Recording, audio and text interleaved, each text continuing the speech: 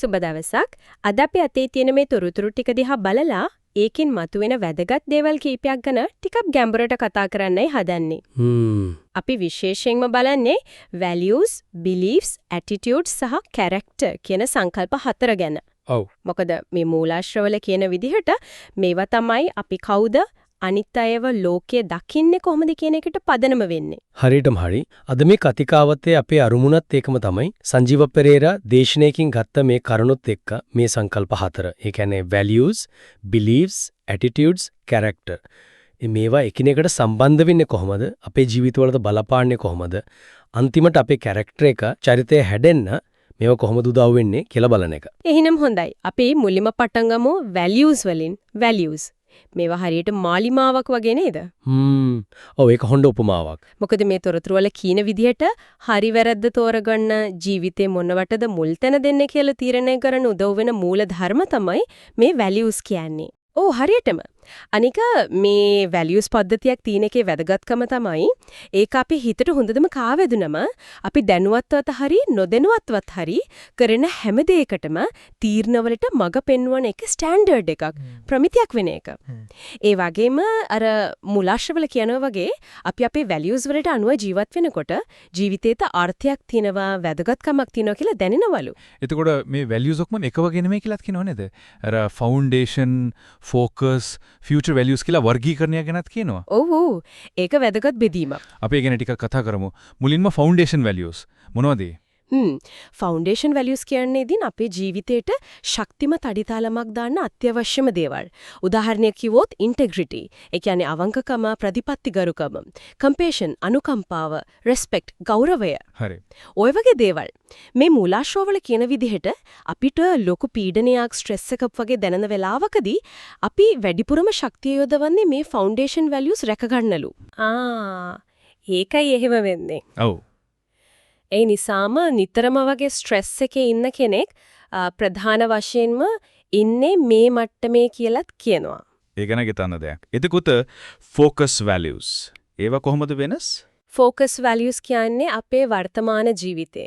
ඒ කියන්නේ දැන් අපි ඉන්න තැන අපේ අවධානය වැඩිපුරම යොමු වෙන දේවල් මේවා තමයි අපේ ලෝක දැක්ම තීරණ ගන්න පාවිච්චි කරන ක්‍රයිටීරියා සම්බන්ධතා දිහා බලන විදිහ වගේ දේවල් පාලනය කරන්නේ.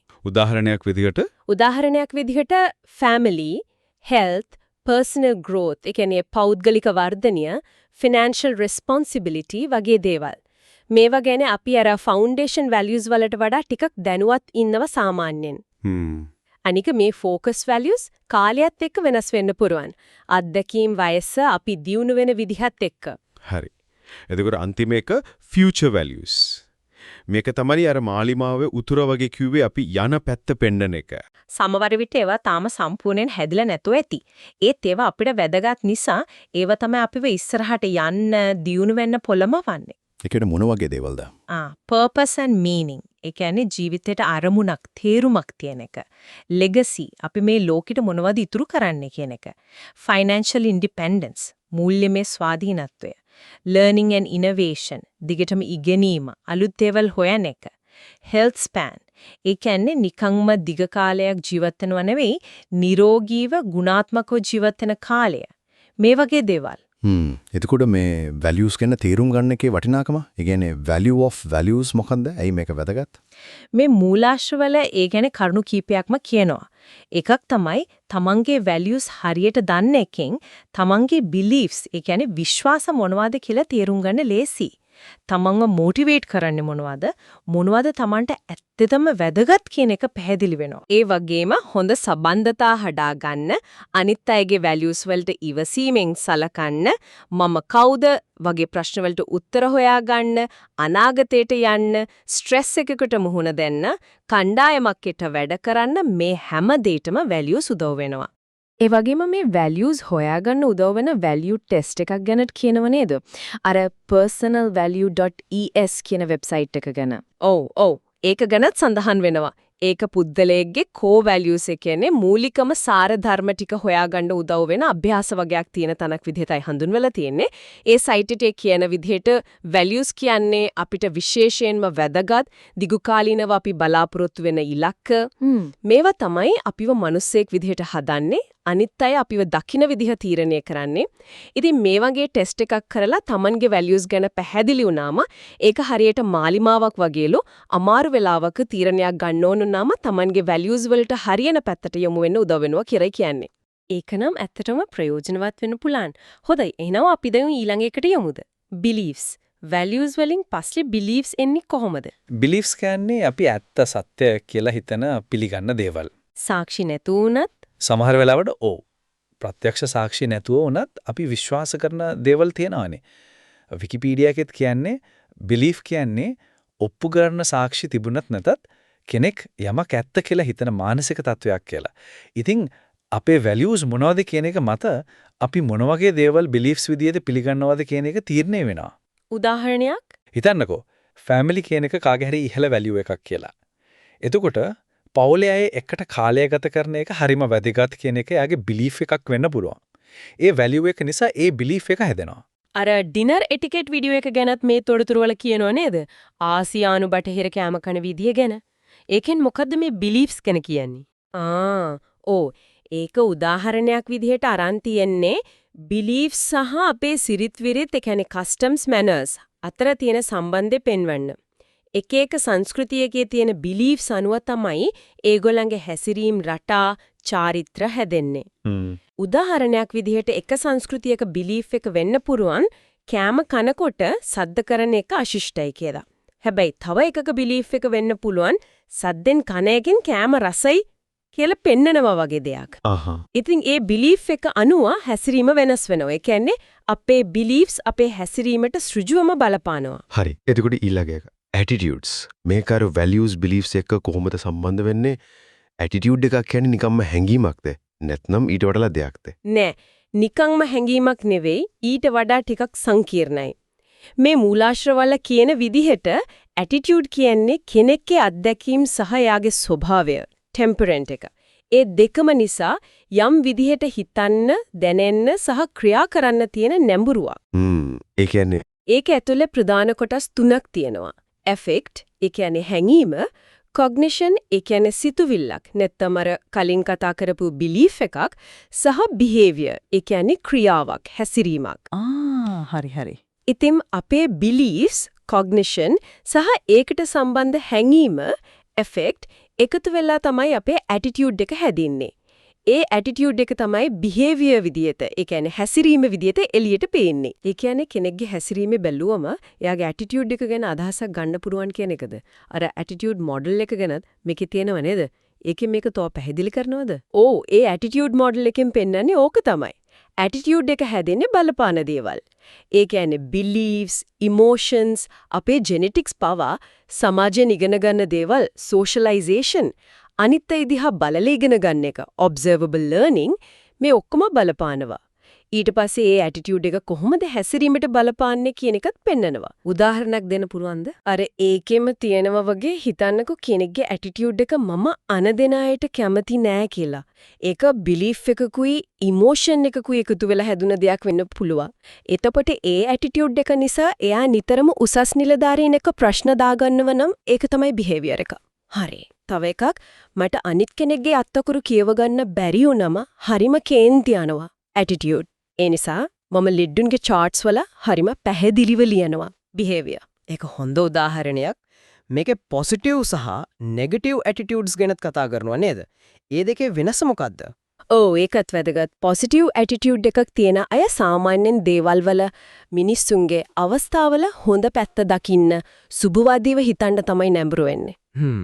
negative attitude එකක් තියෙන අය එයා නිතරම වගේ බලන්නේ නරක පැත්ත, අඩුපාඩු, වැරදි, අසුබවාදී. එතකොට ඒකෙන් හැඟීම් වලටත් බලපෑමක් වෙනවා ඇති නේද? අනිවාර්යෙන්ම. positive attitude එකකින් සතුට, ආදරය, කෘතඥතාව වගේ හැඟීම් එන්න පුළුවන්. negative එකකින් කේන්තිය, බලාපොරොත්තු සුන්වීම, ඊර්ෂ්‍යාව වගේ දේවල්. මේ මූලාශ්‍රවල කියන විදිහට සමාජයේදී වැඩපොලේදී වුණත් පොසිටිව් ඇටිටියුඩ්ස් වලට දිරිගැන්වීම් ලැබෙන්න නෙගටිව් ඒවාට යම් විදියක අවාසියක් වෙන්න තියෙන ඉඩකඩ වැඩිලු. අර ඔෆිස් එකේ හොල් ඇටිටියුඩ් එකක් තියාගන්නක ගැනයි ආචාරශීලී බව being courteous ගැනයි වීඩියෝස් දෙකක් ගැනත් කියනවා. ඒ වයින් මොකද්ද කියවෙන්නේ? ඒ වීඩියෝස් වලින් ප්‍රධාන වශයෙන්ම කියන්නේ ස්වයං පරාවර්තනය. ඒ කියන්නේ self reflection වල වැදගත්කම. අපි අනිත් අයට පේන විදිහ, අපේ හැසිරීම අනිත් අයට බලපාන විදිය ගැන දැනුවත් වෙන එක කොච්චර වැදගත්ද කියලා. තමන්ගේ ඇටිටියුඩ් එක හඳුනා ගන්න, අවශ්‍ය නම් මේක වෙනස් කරගන්න ඒක උදව් වෙනවා කියලායි කියන්නේ. හරිම වැදගත්. එහෙනම් අපි දැන් එමු මේ ඔක්කොම එකතු වෙන තැනට. ඒ කියන්නේ කැරක්ටර් කියන සංකල්පයට. කැරක්ටර් එක හැදෙන්නේ කොහොමද මේ values, beliefs, attitudes වලින්? කැරක්ටර් එකක් කියන්නේ ඉතින් කෙනෙක්ව නැත්නම් කණ්ඩායමක්ව දෙයක්ව අනිත් අයගෙන් වෙන් කරලා දක්වන ගුණාංග ටික. හොඳ කැරක්ටර් එකක් කියන්නේ මොකක්ද එතකොට? මේ මූලාශ්‍රවල ඒකට අර්ථ දැක්වීම දෙකක් දෙලවා. එකක් තමයි අර හොඳ දේ දැනගෙන the head ඔළුව බුද්ධිය, හොඳ දේට ආශා කරමින් the heart හදවත හැඟීම්, හොඳ දේ කිරීම the hand අත ක්‍රියාව කියන එක. අනික තමයි honesty, responsibility, respect, hard work, අනුන්ට උදව් කිරීම වගේ මූලික සදාචාරාත්මක වටිනාකම්. ඒ කියන්නේ core ethical values ඒව තේරුම් අරන් ඒව ගැන හිතලා ඒ අනුව වැඩ කිරීම. එතකොට අර මුලින් කතා කරපු values, beliefs, attitudes මේ ඔක්කොම එකතු වෙලා කැරක්ටර් එක හැදෙන හැටි. ඒක දාමයක් වගේ නේද? හරියටම. ඒක තමයි මේ මුළු කතාවෙම වැදගත්ම සම්බන්ධය. මේ මූලාශ්‍රවල ඒක හරිම පැහැදිලිව පියවරින් පියවර පෙන්නනවා. කොහොමද ඒක? මේමයි. Your values shape your beliefs. ඒ කියන්නේ අපේ සාරධර්ම තමයි අපේ විශ්වාස හදන්නේ. හරි. Your beliefs shape your attitudes. අපේ විශ්වාස වලින් තමයි අපේ ආකල්ප හැදෙන්නේ. Your attitudes shape your behaviors. actions. අපේ ආකල්ප වලින් තමයි අපේ හැසිරීම් ක්‍රියා හැදෙන්නේ. Your behaviors actions shape your habits. අපේ හැසිරීම් ක්‍රියා වලින් තමයි අපේ පුරුදු හැදෙන්නේ. Your habits shape your character. අපේ පුරුදු වලින් තමයි අපේ චරිතය හැදෙන්නේ. අන්තිමටම your character shapes your destiny. අපේ චරිතය තමයි අපේ දෛවය තීරණය කරන්නේ. ඒක නම් ඇත්තටම ඊටන්න ඕන සම්බන්ධයක් values වලින් පටන් අරන් ඒක destiny එක දක්වාම යනවා. ඔව්. මේක තේරුම් ගන්න උදව් වෙන අභ්‍යාස ගැනත් කියනෝ නේද? අර values exercise එකකුයි Johari window exercise එකකුයි ගැන. ඔව්. values exercise එක කියන්නේ අර තමන්ගේ core values මූලික වටිනාකම් මොනවද කියලා හොයාගන්න උදව් වෙන පියවර කීපයක්. තමන්ට වැදගත් values ලියලා ඒවා shortlist කරලා අන්තිමට තමන්ගේ top 5 වගේ හොයාගන්න එක. Johari window කියන්නේ? Johari window කියන්නේ ඊට ටිකක් වෙනස්. ඒකෙන් බලන්නේ තමන් ගැන තමන් දන්න දේවල්, අනිත් අය දන්න දේවල්, තමන් නොදන්න ඒත් අනිත් අය දන්න දේවල්, blind spot සහ කවුරුත් නොදන්න දේවල් unknown කියන කොටස් 4. ඒකෙන් self awareness එකයි අනිත් අයත් එක්ක තියෙන අවබෝධයයි mutual understanding එකයි වැඩි කරගන්න පුළුවන්. ඒක ජෝසප් ලුෆ්ට් සහ හැරින්ග්ටන් ඉන්හම් කියලා දෙන්නෙක් 1955 දී හඳුන්වලා දුන්න මොඩල් එක. හරි. එතකොට මේ මුළු දේශනියෙන්ම මේ මූලාශ්‍ර වලින් එන අවසාන නිගමන විදිහට මොනවද විශේෂයෙන්ම ඉස්මතු කරන්නේ? ප්‍රධානම දේ තමයි මේ කතා කරපු values, beliefs, attitudes ගැන දැනුවත් වෙන එක, ඒවත් තේරුම් ගන්න එක, හොඳ ආකර්ෂණීය කැරක්ටර් එකක් හදාගන්න වගේම සාර්ථක වෘත්තීය ජීවිතයකටත් අත්‍යවශ්‍යයි කියන එක. ඒකට අර කර්මාන්තවල කියන කතාව උදාහරණයට ගන්නවා. අපි ජොබ් එකට ගන්නේ හොඳ values සහ attitudes තියන අයව. මොකද technical skills උගන්වන එක ලේසි, ඒ attitudes values හදන්න එක අමාරුයි කියලා. ඒක ඇත්ත. ඒ කියන්නේ කුසලතාවලටත් වඩා මේ දේවල් වලට වටිනාකමක් දෙනවා කියන එක. සමහර වෙලාවට ඒ වගේම අර සොක්‍රට්ස්ගේ know thyself නුඹව හඳුනා ගන්න සහ ඇරිස්ටෝටල්ගේ knowing yourself is the beginning of all wisdom තමා දැනගැනීම තමයි සීළු ප්‍රඥාවේ ආරම්භය කියන කියමන් දෙකත් මතක් කරලා මේ self awareness එකේ වැදගත්කම තමයි අවධාරණය කරන්නේ. තමන්ගේ values, beliefs, attitudes ඒවා character එකට බලපාන විදිය දැනගන්න එක තමයි know thyself කියන එකේ හරය. හරියටම. ඉතින් අද අපි මේ ගැඹුරින් කතා කරපු values, beliefs, attitudes සහ character කියන දේවල් කොච්චර තදින් එකිනෙකට බැඳලා තියෙනවද? ඒවා අපේ ක්‍රියා පුරුදු හරහා අපේ චරිතය අන්තිමට අපේ දෛවයේ පවා හදන්න කොච්චර බලපානවද කියන එක අහගෙන ඉන්න අයට යම්තාක් දුරට පැහැදිලි වෙන්නේ නැති කියලා මම හිතනවා. ඇත්තමම මේ වෙනකන් වචන ටිකක් නෙවෙයිනේ අපේ ජීවිතයේ ඇතුළෙම ක්‍රියාත්මක වෙන දේවල්. ඉතින් මේවා ගැන හිතන එක, තේරුම් ගන්න බලන එක අර කිව්වා වගේ තමා හඳුනා ගැනීමේ ගමනේ හරිම වැදගත් කොටසක්. මේ මූලාශ්‍රයවල මේ ගමනට උදව් වෙන්න පුරම් අභ්‍යාස කීපයක්ත් යෝජනා කරනවා. මොනවද ඒ? එක තමයි තමන්ගේ core values ටික හොයාගෙන ඒ values ඉස්මතු වෙන විදිහට තමන්ගේ CV එකට about me වගේ section එකක් ලියන එක. ඒක හොඳ අදහසක්. ප්‍රායෝගිකයි. අනිත් එක තමයි අර ජෝහාරි වින්ඩෝ අභ්‍යාසය කරන එක. ඒකට ඉතින් තමන් ගැන විතරක් හිතලා මදි තමන් විශ්වාස කරන දෙමව්පියන්, යාළුවෝ, වැඩ කරන තැන අයගෙන් අවංක ෆීඩ්බැක් ගන්න වෙනවා. ඒකෙන් අර බ්ලයින්ඩ් ස්පොට්ස් ගැන දැනගන්න පුළුවන් නේද? ඔව්. තමන් නොදකින ඒත් අනිත් අයට පේන දේවල්. ඒ වගේම මේ කතා කරපි දේවල් සම්බන්ධයෙන් තමන්ගේ ජීවිතේ වුණු අත්දැකීමක්, ඒකෙන් ඉගෙනගත්ත දෙයක්, නැත්නම් මේ සංකල්ප පාවිච්චි කරන්න පුළුවන් වුණු විදිහක් ගැන රිෆ්ලෙක්ටිව් ජර්නල් එකක්, පරාවර්තන සකහනක් වගේ ලියන එකත් තමන්ව තේරුම් ගන්න උදව් වෙනවලු. මේ කතා කරපු දේවල් එක්ක මට අන්තිමට එක ප්‍රශ්නයක් මතුවෙනවා. අපි කියවනේ ફોකස් වැලියුස් වගේ දේවල් කාලයත් එක්ක අත්දැකීම් එක්ක වෙනස් වෙන්න පුළුවන් කියලා. එහෙමනම් අපේ වැලියුස් උනත් නිතරම යම් තාක් දුරකට හරි වෙනස් වෙනවා නම් තමා හඳුනා ගැනීම කියන්නේ ඇත්තටම කවදාවත් ඉවර වෙන දෙයක් නෙවෙයිද? ඒක දිගටම යන ගමනක්ද? ඒක හිතන්න හොඳ ප්‍රශ්නයක්. සමහර විට ඒක එහෙනු වෙන්නේ නැති. නිරන්තරයෙන් Taman ගැන ඉගෙන ගන්න එකක් වෙන්නේ නැති. ඒ ගැන තවදුරටත් හිතන්න, හොයලා බලන්න අපි අහගෙන ඉන්න ඇයට බාර කරනවා.